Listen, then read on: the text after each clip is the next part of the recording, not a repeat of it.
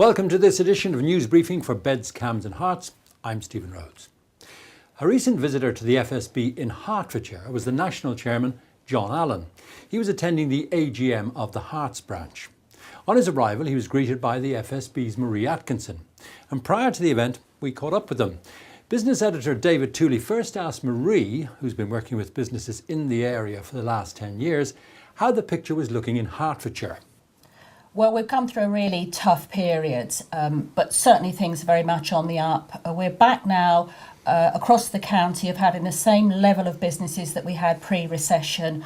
And with my work at the coalface of meeting businesses, I can definitely see over the last 3 or 4 months that confidence is growing, enthusiasm, and a lot more good old business passion is there. We're not out of the woods, but we're getting there, going in the right direction. So if more businesses are forming, why do they need the FSB?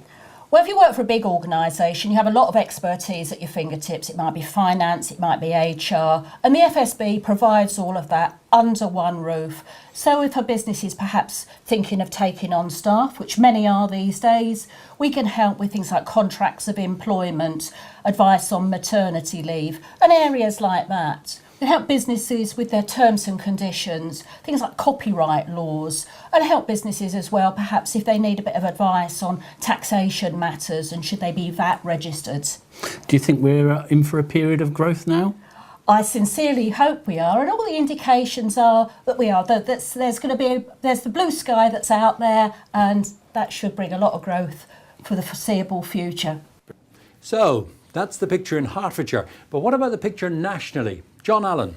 I would say overall it is pretty positive, but we've got pockets that need assistance, and we at national level are impressing on governments how they can assist us in bringing the whole country forward rather than certain sections.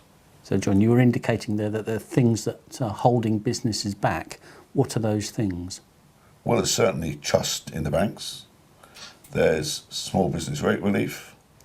And I think most of us now realise that the small business rate relief scheme is totally unfit for purpose. There's some figures out that are suggesting that some people pay more in business rates than they do in rents. Is that something you've heard? Absolutely true. I mean, it was our survey that highlighted that. Members are paying more in business in business rates than they are in rent.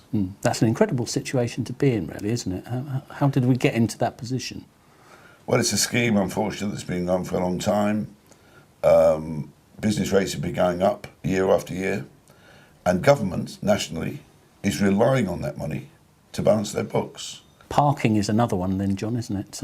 Parking is a serious problem, and we get the feeling that local councils ought to wake up and smell the coffee, because they give us the impression that they are herding people into free car parking spaces at places like Tesco and other companies that work in that area. And they're penalising people that like to shop with local traders.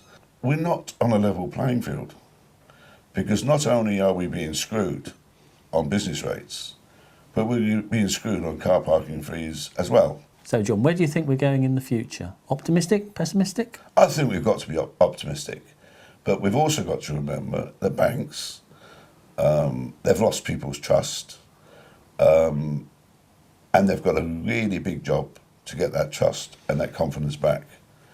Because why would you be setting up a body to review loans that have been turned down? We've actually set that body up.